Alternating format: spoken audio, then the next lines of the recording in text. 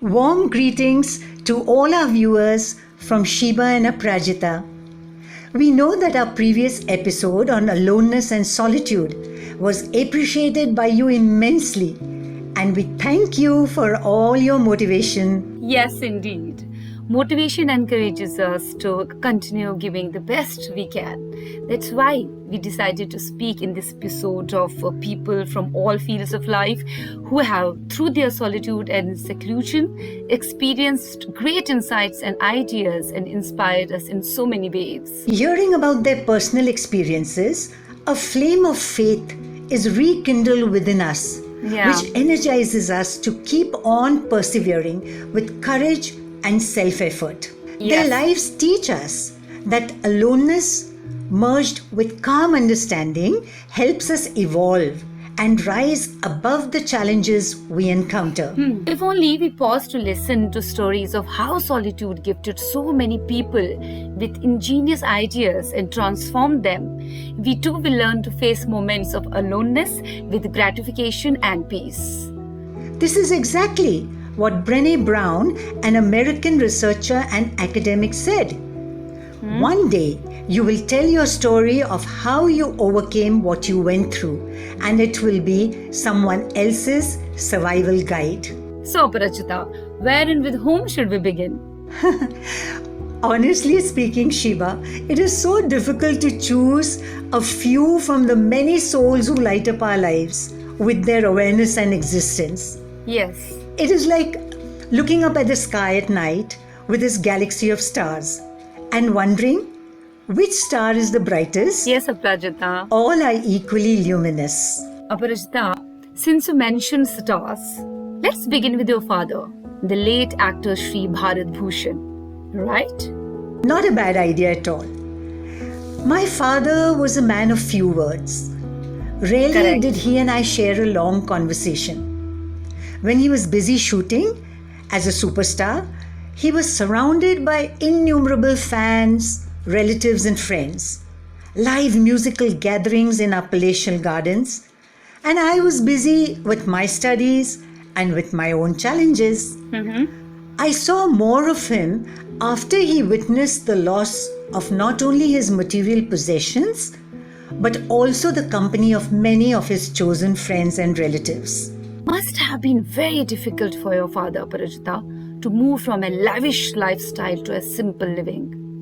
I saw him accommodating his huge library, a collection of books and music in his smaller apartments. He faced many insecurities, but never compromised on his principles or disciplined way of life. With his books, music, meditation, and creative talents, he turned his solitude into a dignified, allowing, accepting, and acknowledging. I know it's difficult to believe, but I never saw him angry or complaining. I always found him calm, quiet, sometimes contemplative. And I myself wondered how he dealt with the memories of his golden yesteryears without resenting and resisting. Did you as father and daughter ever discuss this genius in him? It was on a rare occasion that I ventured to ask him how he could have embraced this strenuous transition with such equanimity. And he smiled quietly. There was a faraway look on his face. And he said, "We must move in rhythm with the flow of life." And then, I shall never forget, he quoted the lyrics from one of his favorite songs. गम और खुशी में फर्क ना महसूस हो जहां मैं दिल को उस मकाम पे लाता चला गया मैं जिंदगी का साथ निभाता चला गया. Your father exemplified that one can redefine his life with quiet retrospection and deal with the present and future with new understandings and great courage. Catherine McKennitt, a writer, says, and I quote, "Now every time I witness a strong person, I want to know, what darkness did you conquer in your story? Mountains do not rise without earthquakes. Unquote. Sheeba, I believe that if one is endowed with creative and imaginative talents, has a vision, is spiritually grounded, and blessed with a passion for any form of art, it will elevate the mood and turn depression and fear to a deeper understanding of the world and ourselves. Yeah. And the creative genius within will be enhanced inimitably, especially in the company of solitude. I agree. And as we are speaking of great contribution made in solitude, let us not forget the late Vasudeva Gaitonde, who was regarded as one of India's foremost abstract painters. He received the Padma Shri Award in 1971. His biography is titled Vasudeva Santo Gaitonde, Sonata of Solitude. V.S. Gaitonde is often referred to as a recluse, a highly talented artist who lived a reticent life. Yes. He was deeply influenced by Japanese Zen philosophy, and his paintings reflected his quiet, meditative mindset. It seems he was not accessible easily for interviews. Very rarely did he speak about his art and kept away from anything that had no relevance to his paintings. His monochromatic and minimal artwork reflect the peace, calm and quiet that his solitude brought him. The life he led in isolation with his passion of art reflects the qualities of Vasudeva himself. One of his admirers defined him best as a quiet man and a painter of the quiet reaches of the imagination. Yes, indeed. The renowned painter himself said, "Everything starts from silence. The silence of the brush, the silence of the canvas, the silence of the painting knife.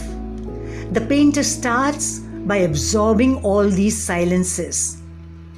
Your entire being is working together with the brush, the painting knife, the canvas to absorb that silence and create." Unquote. These are immortal examples of those who created genius in isolation. But ideas are also often born in the most unexpected circumstances. Do you remember, Aparajita, how a little spider in a dark cave helped a great king not to give up? Oh, a very famous story with a profound message that holds true even today. When Robert the Bruce, King of Scotland, met defeat in a battle, his entire army was almost destroyed. Miraculously, he survived, but he was driven into exile.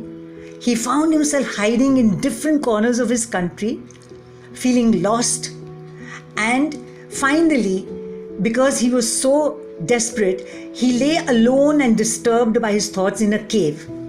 There he noticed a spider struggling to weave a web. Each time the little spider appeared to make progress, it would fall. Yet it did not give up and instead kept trying. Wow, these eternal stories of valor and courage keep us going. And if we are intensely aware, we realize how moments of quiet are not to be thought of as futile. Rather, they give birth to invaluable discoveries. It's believed that Sir Isaac Newton, the famous English scientist and astronomer, while thinking about the force of nature, discovered the law of gravitation when he was sitting under an apple tree and saw an apple fall. Yes, he formulated the theory of universal gravitation by asking why the apple fell straight down rather than sideways or even upward. Absolutely. He showed that the force that makes the apple fall and that holds us on the ground is the same as the force that keeps the moon and planets in their orbits. Very true. These are all Eureka moments, Sheeba, of inspirations dawning in the minds of these great explorers and innovators when alone and away from the crowd. Eureka! I have found it! Yes, this term is attributed to the ancient Greek inventor and mathematician Archimedes, who reportedly exclaimed Eureka after he had stepped into a bath and noticed that the water level rose. That brought about the scientific realization in him that the volume of water displaced must be equal to the volume of the part of his body he had submerged. Aparajita, except for the real life stories we hear, we sometimes wonder how much of these narratives is true. You are right, Sheeba. We sometimes question their authenticity. But I strongly believe that be it a real life story or a fairy tale, the spirit in these narratives are alive with intense lessons and messages. No doubt. The inspiration in them leaves an indelible mark on our souls, which are unforgettable even with time. And isn't each life a magical fairy tale? Absolutely. Gilbert Keith Chesterton, author of many novels and short stories, said, and I quote, "Fairy tales do not tell children that dragons exist. Children already know the dragons exist. Fairy tales tell children that dragons can be killed." Aparajita, we began this episode with your father. Perhaps we could end it with you. I personally know of some of the challenges you have faced so courageously all by yourself. Do you think we could share some with our viewers? Sure. I initially pursued my career in films as an actor for quite some time, as I had several responsibilities to fulfill. And your role as Mandodari in Ramanand Sagarji's Ramayana really helped you immensely in many ways. Oh, yes. But through my acting years, I felt an inexplicable feeling in my soul that I could not ignore. That I have a new vision in my journey, which I must discover and accomplish. Okay. At first, I had no clue as to what I was required to do. I did realize, however, that I was carrying a lot of baggage. Negative memories, fears, uncertainties, complexes, pain, anger, hurt, blame, and much more. And it was having a detrimental effect on my whole being. I needed to heal. So that's when you began reading voraciously and researching, right? Yes, I began reading, studying, and implementing the teachings of many wonderful authors, spiritualists, and healers to eliminate the stress that had built up within me since long years. And with the help of affirmations, visualization techniques, and conscious practice of willpower and faith, I realized that we all can heal, create, and manifest the life we desire. Yes. You then began writing and speaking about what you were learning, right? True. It all just happened. The universe has an amazing way of bringing it all together once we decide. Correct. I am the happiest when I'm sharing all that I am learning continuously through my writing and talks. And when someone says they have been inspired by my humble words not to give up, Yes. I feel so joyful, and I am reminded that I have found my vision. Wonderful.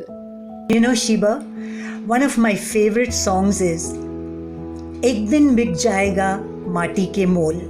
एक दिन बिक जाएगा माटी के मोल, जग में रह जाएंगे प्यारे तेरे बोल, दूजे के होठों को देकर अपने गीत तरमपम कोई निशानी छोड़ फिर दुनिया से डोल, एक दिन बिक जाएगा. Wow! One day we will be gone.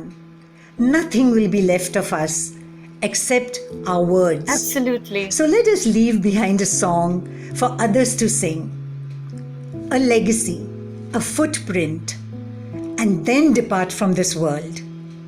Aparajita, do you still feel lonely and neglected as you did before? No, Sheeba, I don't.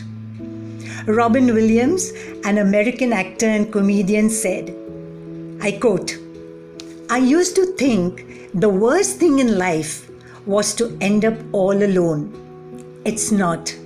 The worst thing in life is to end up with people that make you feel alone. Oh, yeah. Unquote. I am happy with myself and with the process of evolution in me. And the words of the great Sufi mystic Rumi have influenced me very deeply. He said, "Be like a seed in the soil, silent, growing, unseen. When the time is right, you will bloom." Once again, the word silent. We will speak more of the power of silence when we meet again. Till then, may love, light and life bless us all. Well, dear viewers, you can note down an email ID of Aparajita and write to her. Don't forget to share your ideas and thoughts regarding our show Journeys and Horizons. And also, don't even forget to like, comment and subscribe to this channel for more interesting videos. Bye-bye for now. Take care and be happy always.